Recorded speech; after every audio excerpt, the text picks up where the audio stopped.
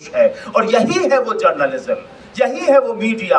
आप देखेंगे कि हम आर्टिफिशियल इंटेलिजेंस का कैसे इस्तेमाल करें, आप देखेंगे कि हम वर्चुअल रियलिटी और ऑगमेंटेड रियलिटी का कैसे इस्तेमाल करें, आप देखेंगे रोबोटिक्स का कैसे इस्तेमाल करें। ऐसे ऐसे रोबोट कि रोबोट खड़ा है, उसके अंदर फीड कर दिया गया है क्वेश्चंस, उसके अंदर कैमरा भी है, सामने इंटरव्यू देने वाला बैठा है, रोबोट सवाल करेगा और आपको रिकॉर्ड कर लेगा। रोबोटिक्स की दुनिया मीडिया में आ चुकी है, ऐप जर्नलिज्म आ चुकी है। लिहाजा ये बड़ा समय है कि हम अपने आप को तैयार करें, लेकिन तैयार करने से पहले हमें सिंपैथी और एम्पैथी दोनों को अपने भीतर लेकर चलना पड़ेगा। टेक्नोलॉजी संवेदनाओं का संहार करती है।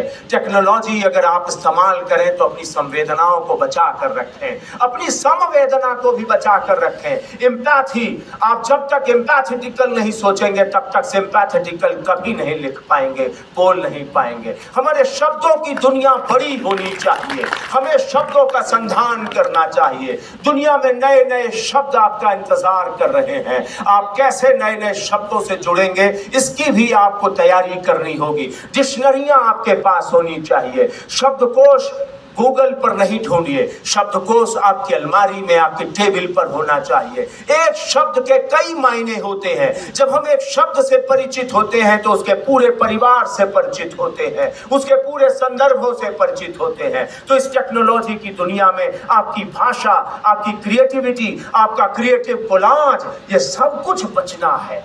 जाहिर सी बात है कि बड़ी चुनौती है, जिसकी चर्चा अभी विषय परिवर्तन में सुशांत जी कर गए हैं कि बड़ी चुनौती है। आपको अपने शब्द बचाने हैं, अपनी संवेदनाएं बचानी है, अपने समाज की कहानियों को बचाना है। आप पढ़ाई शुरू करें। एक बात याद रखिएगा जो मैं अंतिम में कह रहा हूं, बाकी सब बाद में बात करूंगा जब आपका टेक्निकल सेशन होगा। याद रखना बच्चों, मंत्र याद रखो, जो पढ़ेगा वही बचेगा।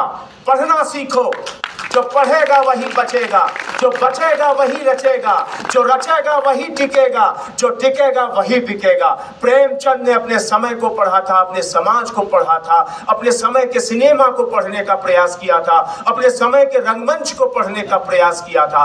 तभी वो बच पाए थे, तभी वो रच पाए थे, तभी वो टिके हुए हैं। आज तक उनकी किताबें बिक रही हैं। कबीर ने भी यही किया। इसलिए पढ़ना सीखो। हमें केवल किताबें थोड़ी ना पढ़नी है, हमें अपना समाज पढ़ना है, अपने समय का सिनेमा पढ़ना है, अपने समय का बाजार पढ़ना है, अपने समय की सत्ता पढ़नी है, अपने समय के बदलावों को पढ़ना है, अपने समय के पारिवारिक संगठन को पढ़ना है, सामाजिक संगठनों को पढ़ना है। अपनी शिक्षा को समझने की जरूरत है और शिक्षा के सरोकारों को समझने की जरूरत है। पढ़ाई इस तरीके की होनी चाहिए।